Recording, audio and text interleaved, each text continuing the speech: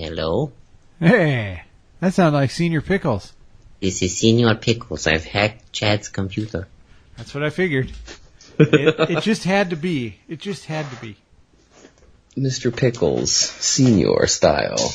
Yeah. Yeah. What's going on? Oh, not too much. Not too much.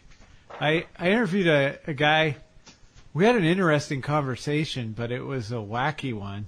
He was I thought he was a Christian, but it's kind of I think it's self-published, and it's been harder to get guests lately. The guest availability seems to run in seasons. Like you'll have a ton, so many guests that I'm like way ahead.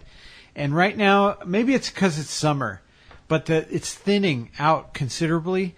And so I've actually had to go on like Amazon and find authors, and then actually find out where they are on the internet. And Really? Yeah.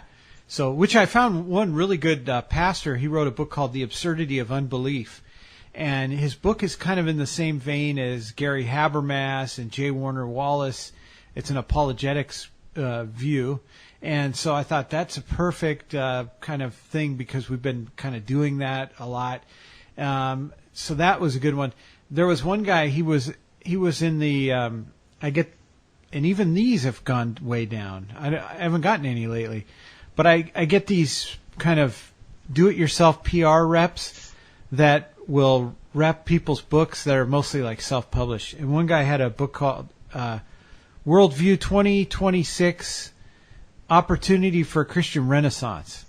And it sounded interesting, and then I started interviewing him, and I realized what has happened to him is he was like into like Lynn Marzulli stuff without the Christianity. So he actually did like a paranormal show, and he was into like all kinds of weird like paranormal stuff. And then he became a Christian. He started going to church, he got saved, he was baptized, and his wife is a Christian and stuff like that. But he still has a lot of weird beliefs. And so it was really good, I thought, because we got to go back and forth a little bit.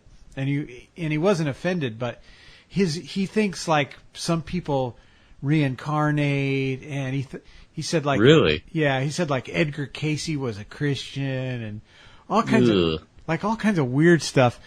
But it made for I thought a pretty good conversation, actually, because I thought that one went good. And then today's was a guy, he's a pastor in Arkansas, a Baptist church, and he wrote a book called The Absurdity of Unbelief. And really well written, pretty substantial stuff about why, Christianity is there's a lot more evidence to it than a lot of the other belief systems, including atheism. And so that was a really good interview. But then after that, it's pretty much dropped off. I mean, I don't have any guests right now planned, but I did see in my inbox that Larry Pratt again is over the Orlando shooting, wants to come on again. I made I'll just call it an appointment because I can't think of the right word, with Christopher Cartwright to do another character where he's going to be that. Oh.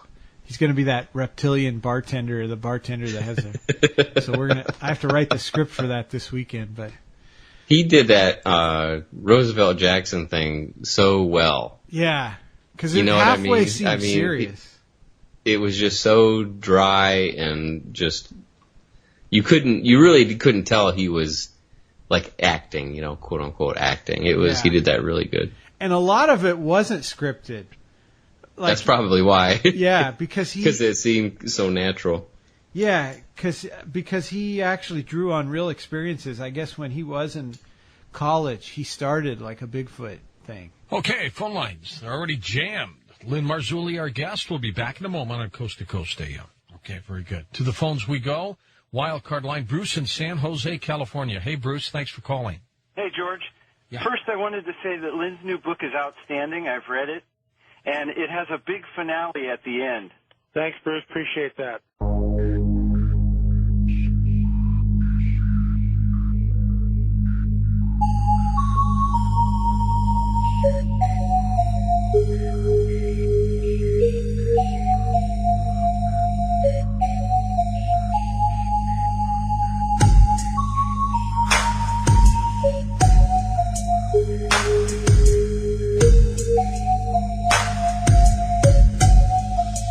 The big finale.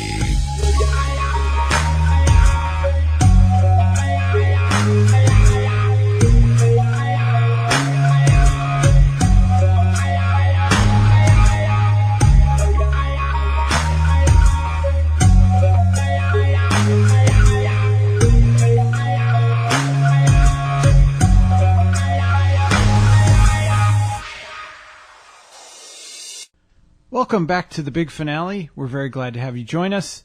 Tonight, if you're keeping score at home, this is episode 14 of the big finale. Wow.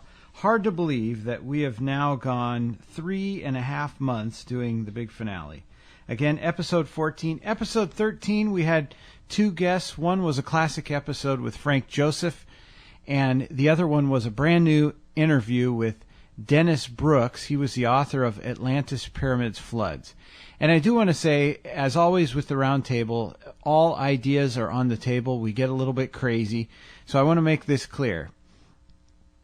I went a little overboard making fun of the voice of the Cosby Kids. Just to be clear, we make fun of people of all walks of life, people of all races, creeds, religions, beliefs.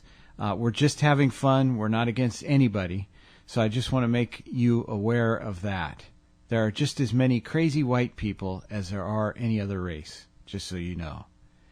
Now, again, this is the Roundtable this week with Chad Miles, myself, and the gregarious one, Gabe Reed. We hope you enjoy it. And here we go now with the infamous and famous Roundtable discussion.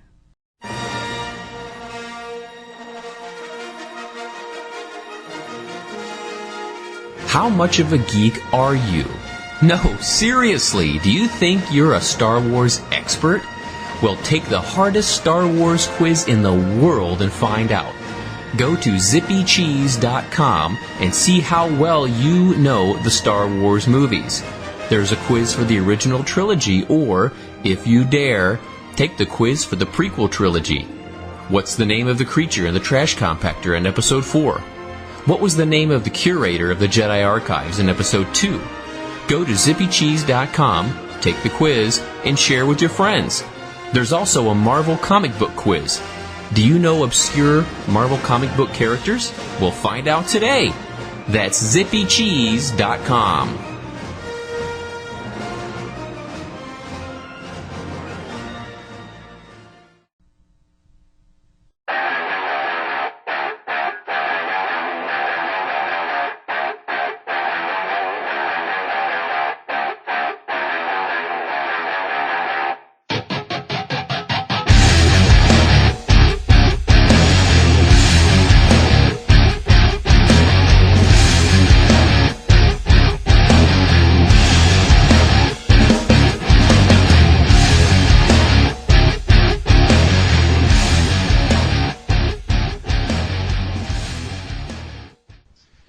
We're going to start off this segment of the program by using the word O.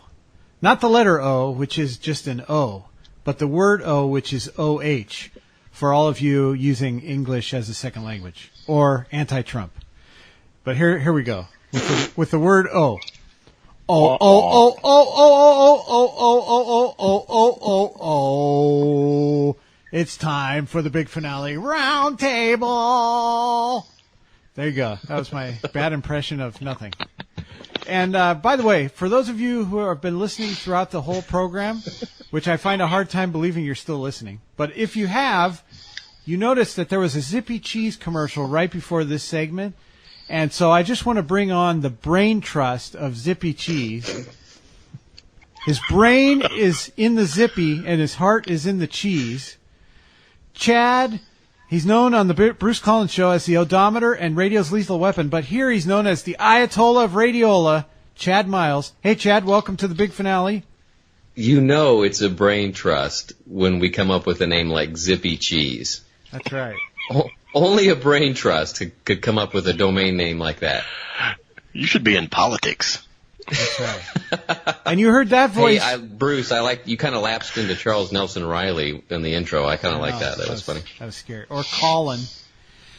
Hey, so for you younger people, you have to Google Charles Nelson Riley. Yeah.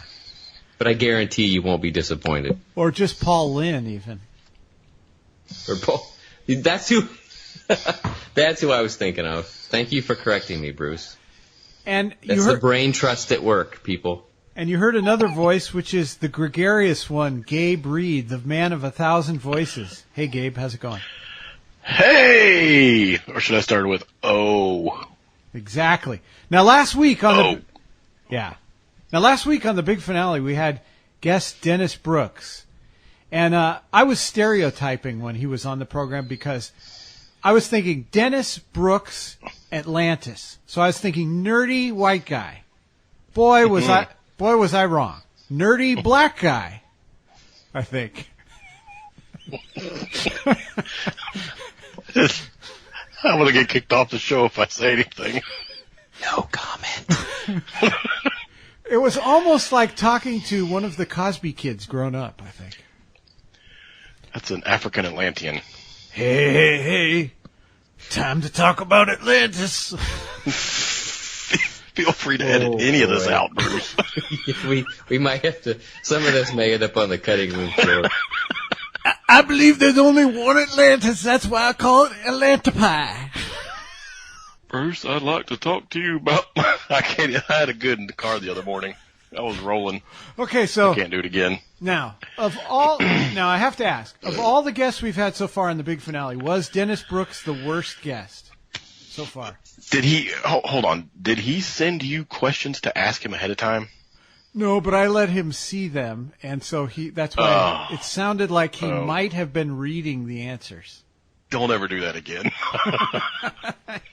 I want to let you know, Bruce. I agonized before we recorded this about how, like, I didn't want to be rude about this guy, and I you know what I mean. I didn't want to really disparage him a lot, but man, it's kind of hard to not criticize him. It was pretty much. I'm trying to pick my words real carefully here. Yeah. How's those eggshells coming? I had high hopes for the interview, but when I got done, I realized it was about 20 minutes short. So I actually ended up putting 20 minutes too long. Yeah, that's true too. Good point. But I actually ended up putting a second interview on from a couple years back from a guy who is known as writing the most books about Atlantis, Frank Joseph. And that's a really good interview. But although I'm not sure anybody really wants to brag about they wrote the most books ever on Atlantis. I don't know how you would use that as a conversation piece. I have a feeling there's a compound somewhere in the Midwest that would gobble that person up. Yeah. But anyways, that so far that was like the worst guest we've had so far in the big finale. Well, I have a question. Correct me if I'm wrong, but did you not say in the intro for him that he was the author of a book about speed reading? Something like. Was that triple double speed reading? Yeah, it was like triple. What does that even mean? How does that math work? Speed reading, and then he read his responses. That's all I'm gonna say. Yeah, that's all I'm gonna say. With your new triple double speed reading. I think reading responses is something other than reciting responses is much different than actually reading them. I mean, we thought Nick Redfern's last book was going down the toilet, but we're right there in the pipes, I think. Circling the drain. Now, Chad. Yeah. Now, yes, Chad, sir. I know that you have some opinions about Atlantis, so let's go with that. I mean, and let's be fair to Dennis Brooks. Hey, he gave it a try. He gave it a full effort there. It just wasn't the old college try. Yeah, it just wasn't very compelling. But I think. Go ahead. As a conspiracy person, which I am, when anybody talks about Atlantis, you have to keep in mind this notion that when some people talk about Atlantis, they're not referring to the physical lost continent of Atlantis, that may be somewhere in the Atlantic Ocean or in the Bermuda Triangle or whatever. Or if you're Dennis Brooks, it's on, Florida. the Yucatan Peninsula and Florida and Mexico 3 other City. places. Yeah. Bahamas. But anyway, one of the things you have to keep in mind is when some of these people talk about Atlantis, what they really are talking about, it's like a metaphor. It's like they're talking about the pre-flood world. Yeah. They're talking about the world that existed before the flood of Noah. And actually, Dennis Brooks, he did actually allude to, or he actually mentioned Noah's flood, but he did it in the context of a comet splitting up into 500 pieces or something like that. But anyway, they use this as a metaphor, and they want to get back to that. That's their goal. They want to get back to that. And if you look at the book, The Secret Destiny of America by Manly P. Hall, he pretty much lays it out. The whole 5th chapter is about Atlantis. And he goes on and he says, and I'm quoting from this book. This is a book that was written back in the, I believe in the 1930s. He says, Plato describes this is talking about Atlantis. Plato describes the government of the Golden Age. And that's how these people, if you want to call them globalists, New World Order, I don't know, whatever you want to call these people, that's when they talk about Atlantis or they refer to Atlantis, that is what they mean. For them, this was the golden age of humanity before the flood of Noah. And if you read the Bible, it was the most wicked time on the planet Earth up until now. And God destroys it with the flood. It's so wicked, and only 8 people survived. So that gives you kind of a sense of where they're coming from. But here's the interesting thing. And, these globalists and these new age people, whatever you want to call them, they talk about Atlantis. And Atlantis was ruled by the god Poseidon. I say god. It was a Greek god. The god Poseidon and 10 philosopher kings. And that's the idea, and that's the concept of Atlantis. And also in Manly P. Hall's book, The Secret Destiny of America, he writes in chapter 17, this was at the end of the chapter, he says, "It is our duty and our privilege to contribute what we can to this universal plan. It will go on, served by the unknowns, until the Platonic Empire is established on the earth, and the towers of the new Atlantis rise from the ruins of a materialistic and selfish world."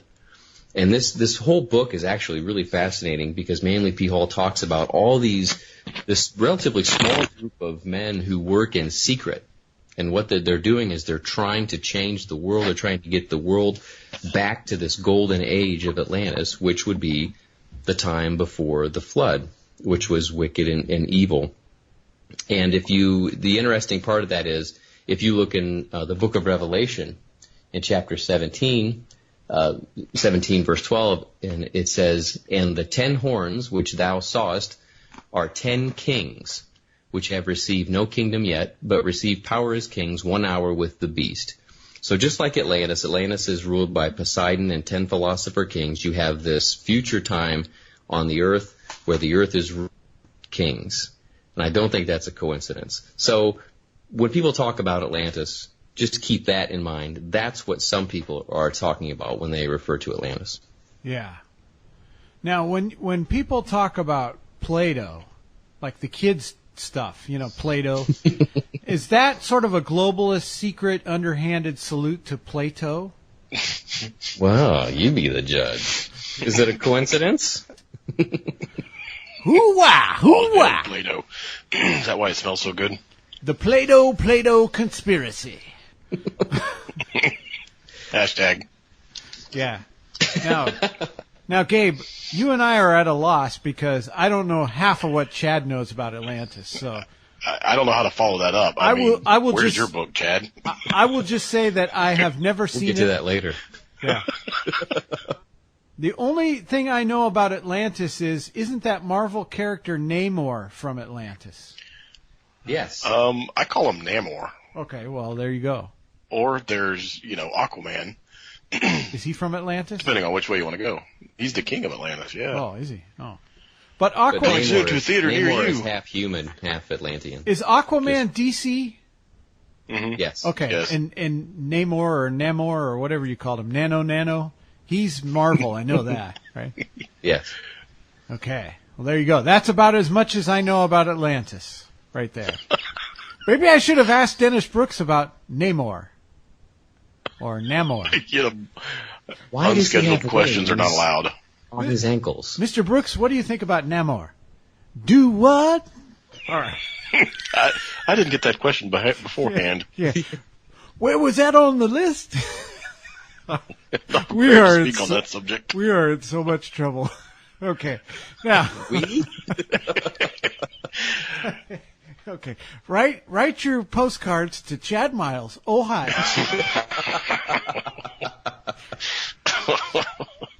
He will even pay. 1600 Pennsylvania Avenue. He will even pay the postage. Okay. Sign them and send them back.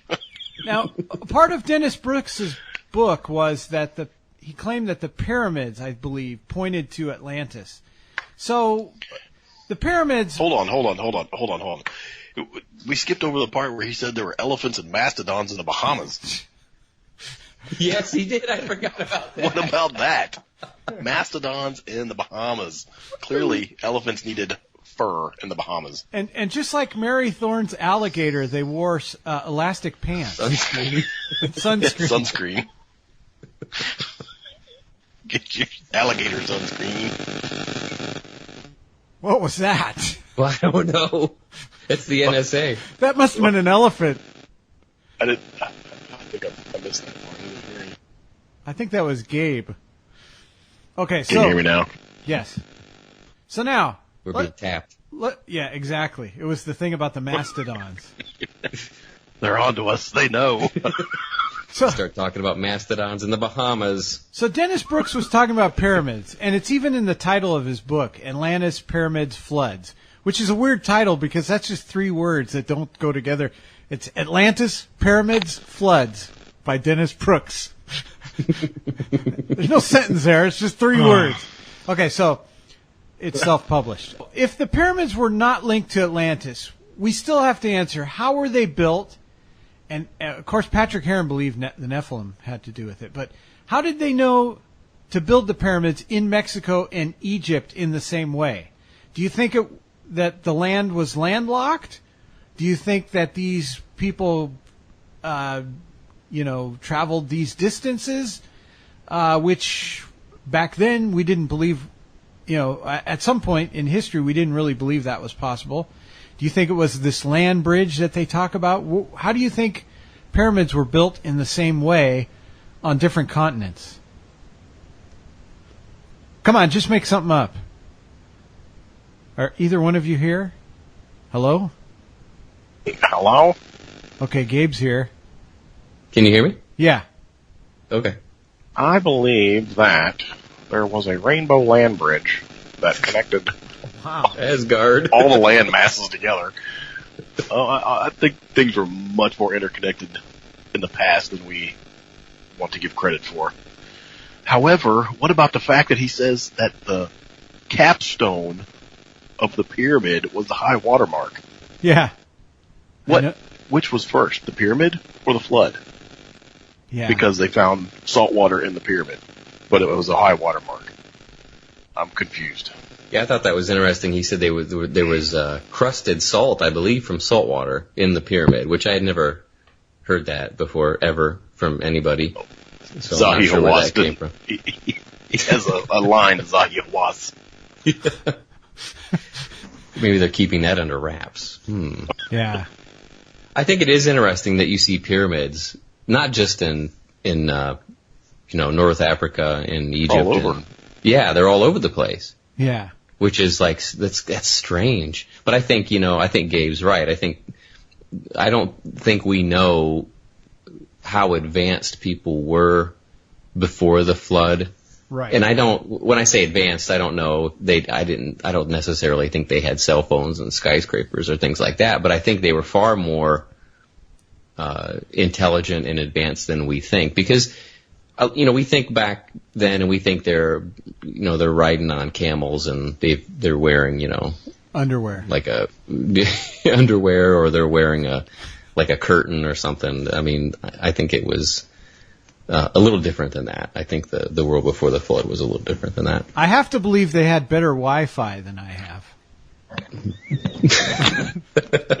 They probably did. We gotta go realign Stonehenge so the router's out again. Yeah, exactly.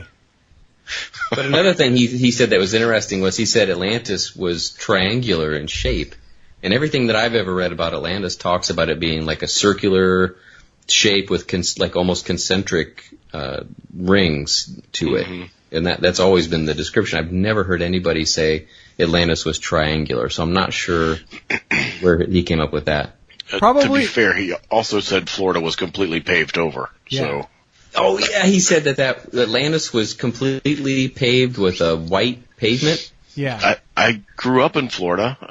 I can honestly say that it's not completely paved.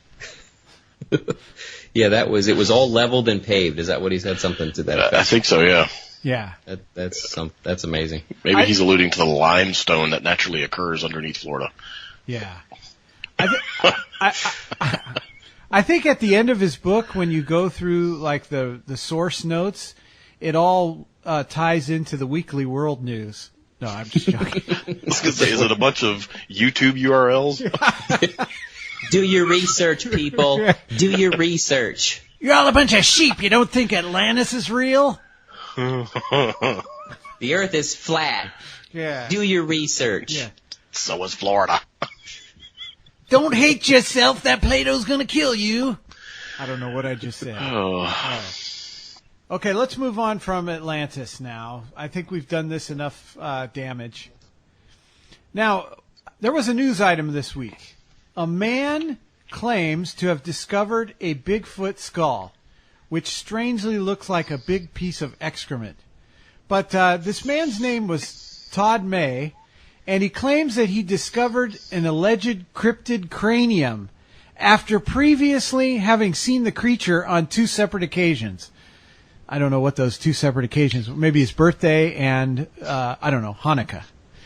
These sightings inspired May to explore the area further, and during a search for fossils in Utah's Ogden Canyon in 2013, he stumbled upon the potential skull. According to the interview with the Times Record News of Wichita Falls, Wichita Falls sent a reporter all the way out to Utah just to cover this Bigfoot skull. Amazing. They can't send anybody from Wichita Falls to any major stories, so they send them out for the Bigfoot skull.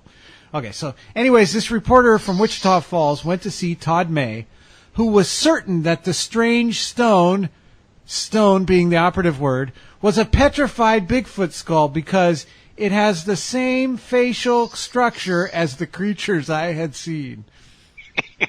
However, his alleged discovery has been met with considerable skepticism, even from George Norrie. No, just kidding.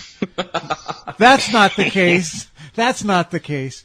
No, he's been met with considerable skepticism from both the scientific and cryptozoological and sane people communities.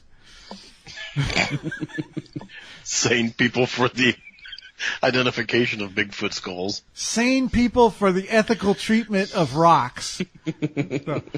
So Todd May dismissed their criticism, of course he did, of his find as pure jealousy. Yeah, like, okay, those scientists, they're jealous because I have a petrified Bigfoot skull that kind of haters gonna hate. That kind of resembles a rock. So anyway, Todd May told the Times Record News, "There's haters out there, other Bigfoot enthusiasts that don't like that I found something first." Yeah, you found a rock, you idiot. So Todd also took issue with academics, the scientist types, who declared that the people in your books.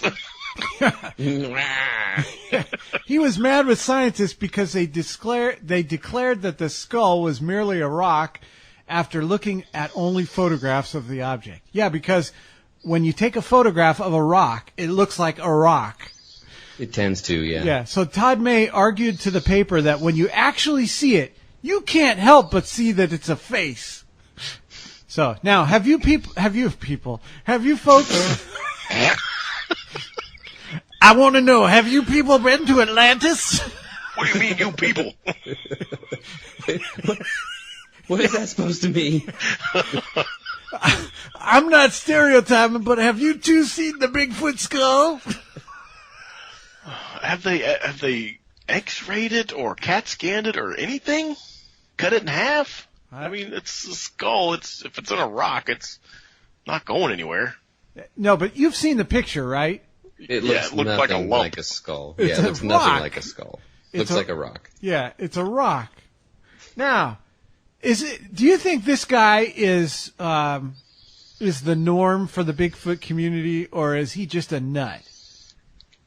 I think he wants it really bad. Yeah. You're being redundant when you say that.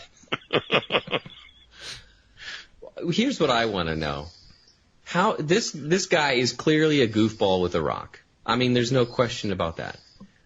How in the world does this rate to be a news story? And I saw this story before you had sent it to me. It's like, who decided, we're going to send, I guess it's the Times Record News of Wichita. Yeah. Who decides that they're going to send a reporter to talk to this guy because he has a rock that he thinks is a Bigfoot skull? It's the disinformation government, man. They're out there trying to make it so that Bigfoot doesn't exist. That just seems, social media, Jones, that just seems really strange to me. Yeah, I could just see the offices of the Times Record News. Hey, Skippy, come in here. No, you're not going to the Prince funeral. We're sending you to cover the Bigfoot skull. Hey, speaking of Prince, I have a digression. You just brought up Prince.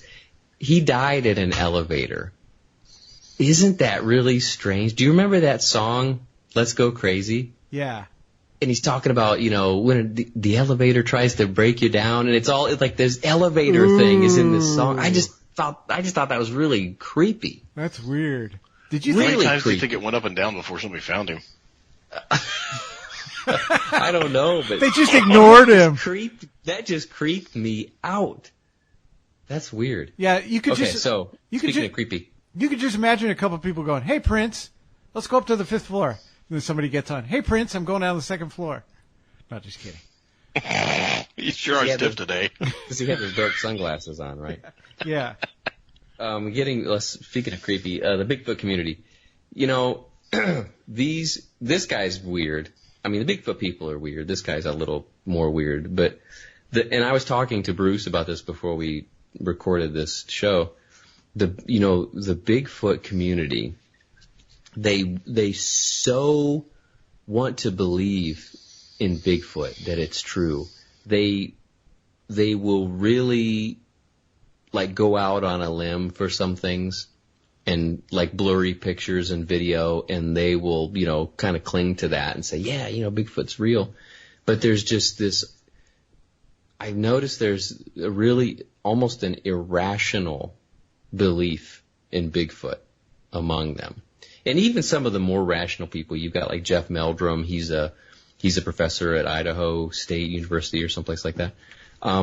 Even he's a little goofy, and he's the more mainstream guy. But the Bigfoot community is just really, really sold out on this idea that Bigfoot is real.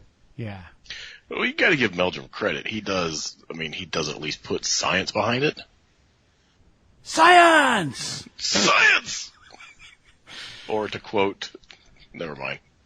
Good heavens, Miss Sakamoto, you look like a Bigfoot. I don't know. I mean, I don't know. With all the trail cameras and that's another thing. This is a good example of Bigfoot people. Well, why doesn't Bigfoot ever get captured on a trail camera? Well, we think that they have this hearing that lets them hear the trail camera, or they can sense the trail. I mean, there are 1,000 excuses why you cannot get a picture of a Bigfoot on a trail camera. And I mean a good picture, not a blur blob squatch thing. They're interdimensional beings of love and light. Yeah. And I've noticed that The interdimensional explanation is far better than a large, hairy ape that lives in North America. Yeah.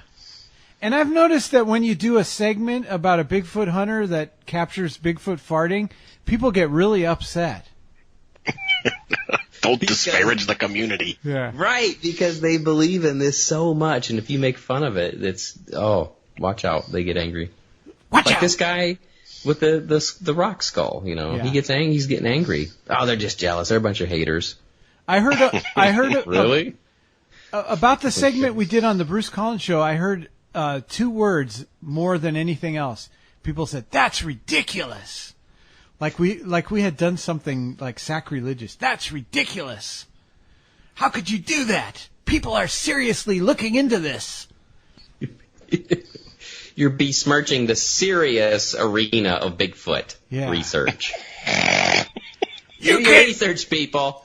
You kids Bigfoot get out of my lives on the yard. earth. Oh, no. All right. And on that happy note, hey, here's an interesting story that it really isn't paranormal. It's just weird. A Colombian soldier had been on patrol when he accidentally fired a grenade launcher at his own head. His first name was Gomer. No. The incident was the first Colombian named Gomer. No. The incident, which took place in the northeastern city of Arauca, left the unfortunate soldier in the precarious position of having a live grenade embedded in the side of his skull. The emergency services deemed it too risky to transport him by helicopter, so they instead opted to take him on an 8-hour journey by ambulance to a military hospital in the capital, Bogota. Bogota. Pull him behind the trailer? Yeah. I mean, if it's dangerous. Yeah, in case he exploded, right? Mommy, that man has a grenade in his head. Dude. How does the grenade not just bounce off? I mean, that seems like a pretty blunt object to embed itself. Yeah, they're not really sharp And grenades. Due to the risk of an explosion, the doctors set up a makeshift operating theater in the hospital's car park where boy, you better not have parked near that. Leave him outside. Don't bring him in here. You crazy? Yeah. Yeah. Don't bring that in here. You go take that grenade out of his head in the parking lot. I think I saw a Grey's Anatomy episode just like that, except they did it in a building. I'm not America. I'm not making enough pesos for that.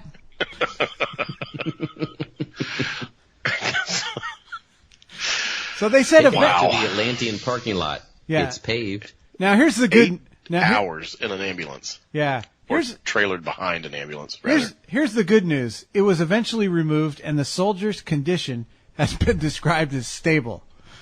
It was a dud. Oh, false alarm. We didn't need to drag him 8 hours behind an ambulance through the mountains for nothing. And they expect he needs 4 more operations to help rebuild his face. Oh, ow. Wow. That's terrible. Well, that's horrible. How are we making fun of this poor guy? Because I have to draw on my military experience with this. And if it's the grenade that I think it is, it's a 40 millimeter grenade. And number one, you would have to be a really messed up soldier to shoot yourself in the face with one of these.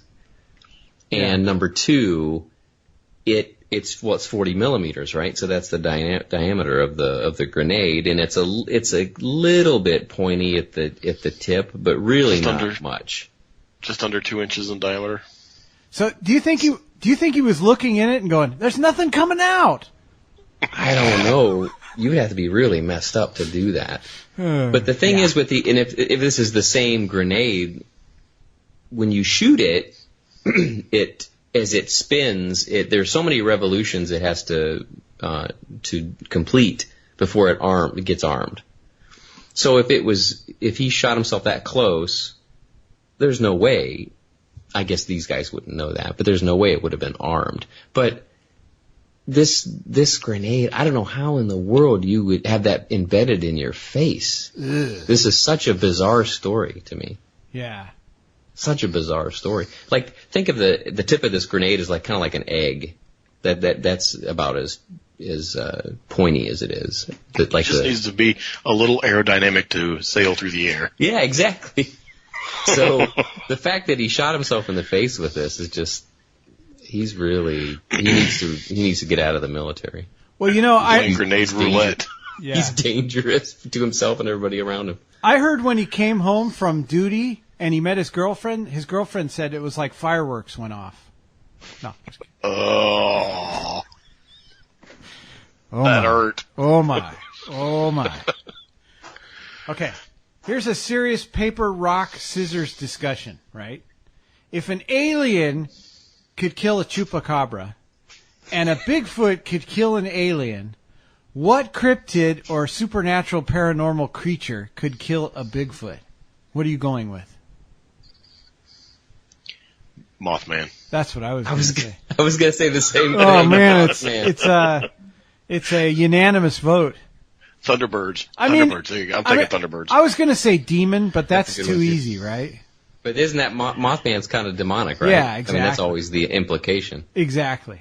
Yeah, Mothman was the one I was going with.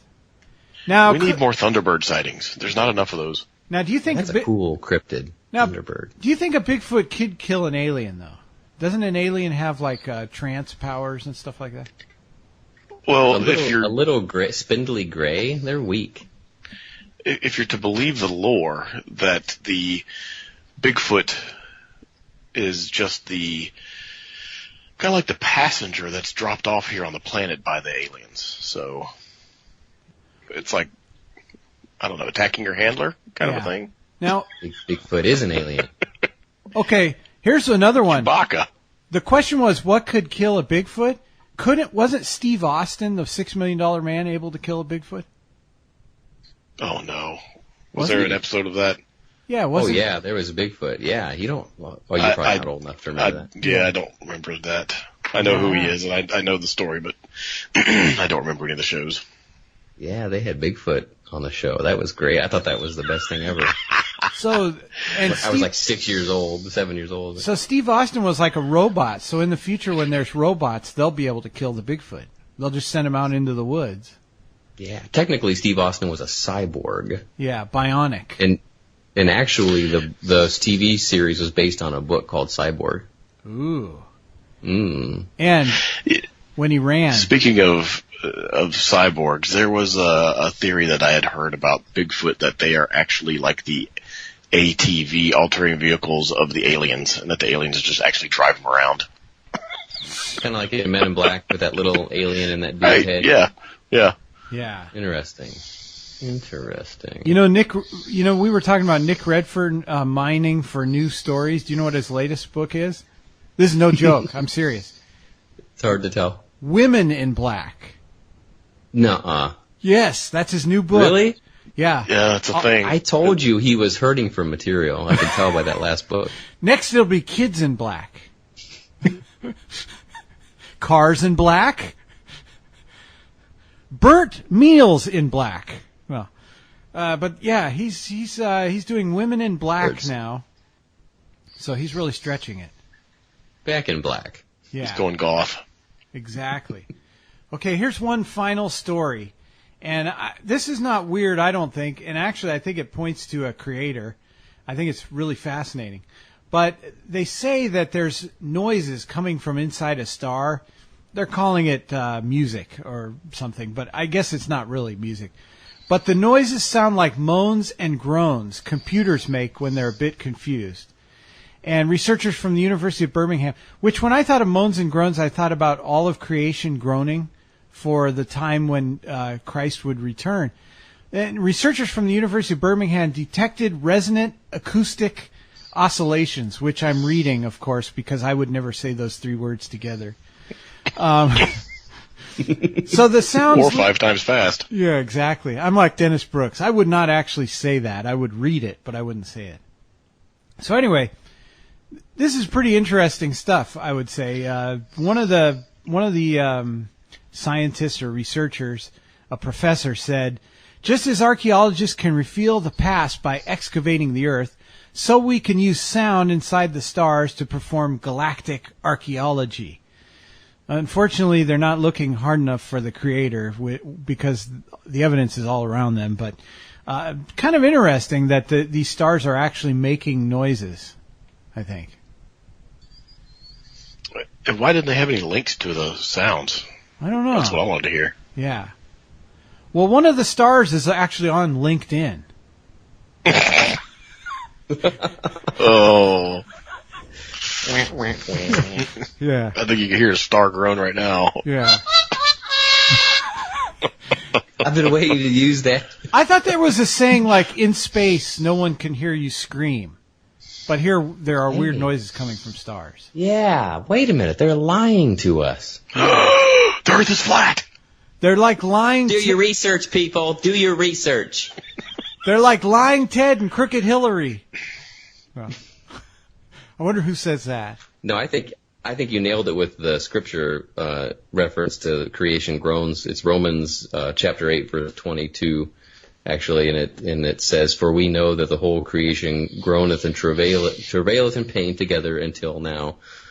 So that was a good call, Bruce. I agree with that. Fascinating stuff. Well, we're just about at the end. We've gone a good 45 minutes, and we pretty much decimated Dennis Brooks's reputation.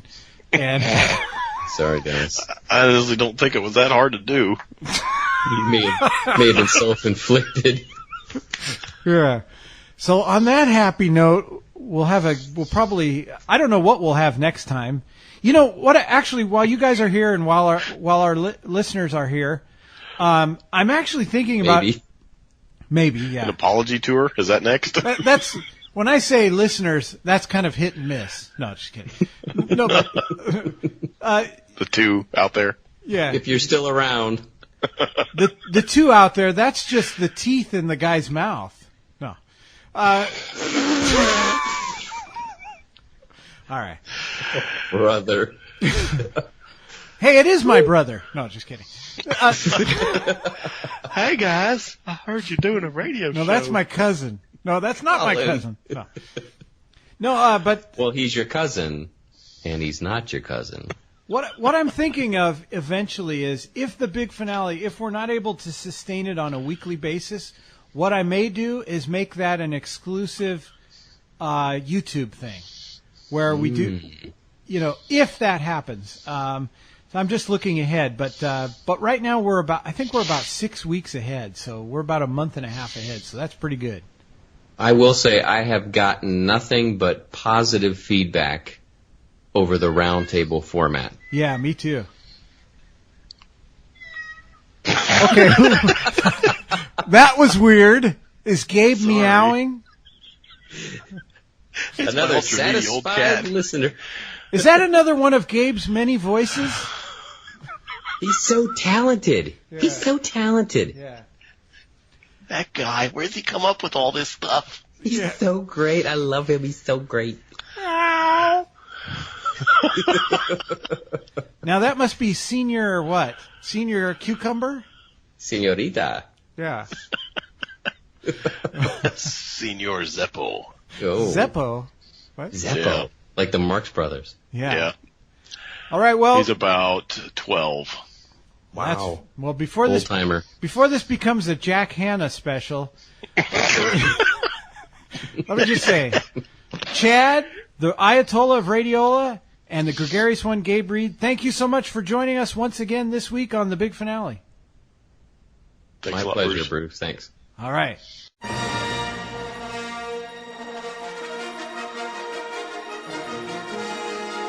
How much of a geek are you? No, seriously, do you think you're a Star Wars expert? Well, take the hardest Star Wars quiz in the world and find out. Go to zippycheese.com and see how well you know the Star Wars movies. There's a quiz for the original trilogy, or, if you dare, take the quiz for the prequel trilogy. What's the name of the creature in the trash compactor in Episode 4? What was the name of the curator of the Jedi Archives in Episode 2? Go to zippycheese.com, take the quiz, and share with your friends. There's also a Marvel comic book quiz. Do you know obscure Marvel comic book characters? We'll find out today. That's zippycheese.com.